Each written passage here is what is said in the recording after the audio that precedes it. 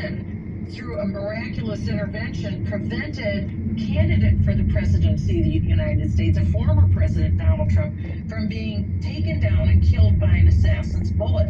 You know, not too long ago, a few weeks ago, Dr. Dobson and Joe Warsick and myself signed an open letter to President Biden when it appeared that he would be the candidate again. Yes. And we didn't attack him. In fact, we, along with other Christians, regularly pray for all of our leaders. But what we did do is express our concerns about a dozen issues that we believe every Christian should be deeply concerned about. The sanctity of life, what we ought to be teaching our children, religious liberty, and so forth. All of those things we raised with the president are just as relevant now when he's not running. That's right. But his vice president is, because she's actually further to the left on all of those issues. A perfect example is the sanctity of life. She became the first vice president to ever visit an abortion clinic. Yes, and she's proud of it. She's proud of it. Yes, she brags about it, and I watched her speech at that clinic the other day. It is over the top pride. Yes. And the idea that we should have the right, this glorified right that is not in the Constitution, to take the life of an innocent child made in the image of God. But Michelle, that gets us to the other event that may at first glance be the least dramatic in this chain of events, but in its own way may be one of the most significant ones, and that is the visit of Prime Minister Benjamin Netanyahu to Washington, D.C.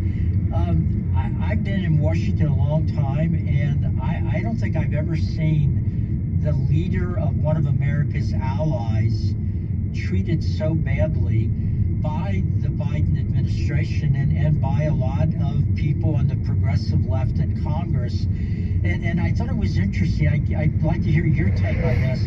This was actually the first decision that Vice President Harris had, first foreign policy decision to make, and that is whether she would complete her role as the head of the Senate in such an event as this, to be at the platform behind the speaker, behind the prime minister. And she decided instead to speak to a sorority in Illinois and not be there. And I think it was a remarkable show of disrespect for our ally. Well, you're exactly right. She was in Indianapolis, Indiana, speaking to the sorority rather than presiding over the joint session of Congress.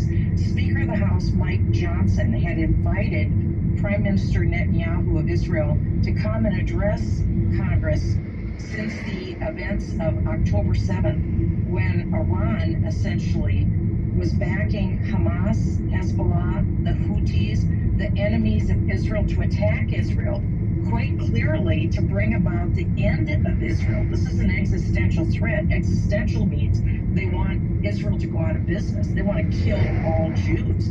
So this is extremely serious. As our JDFI listeners recall, on October 7th, over 1,200 innocent Jews were mercilessly killed in their homes in western Israel. Also, over 250 were taken hostage. Among them are American hostages, who, by the way, many of whom are still in captivity in Gaza. So this was a profoundly important event that Benjamin Netanyahu was coming to speak to Congress.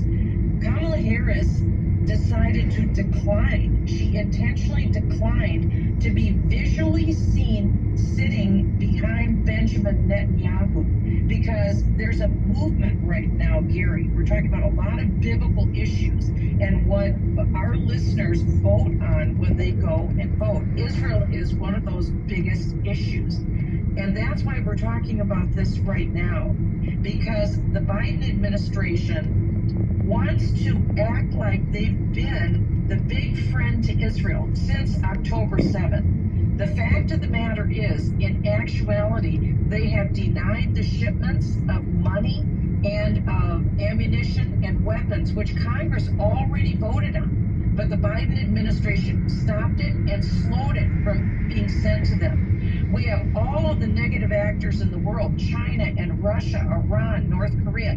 They've been happy to supply Israel's enemies with weapons, money, ammunition. The United States is the big supporter of Israel.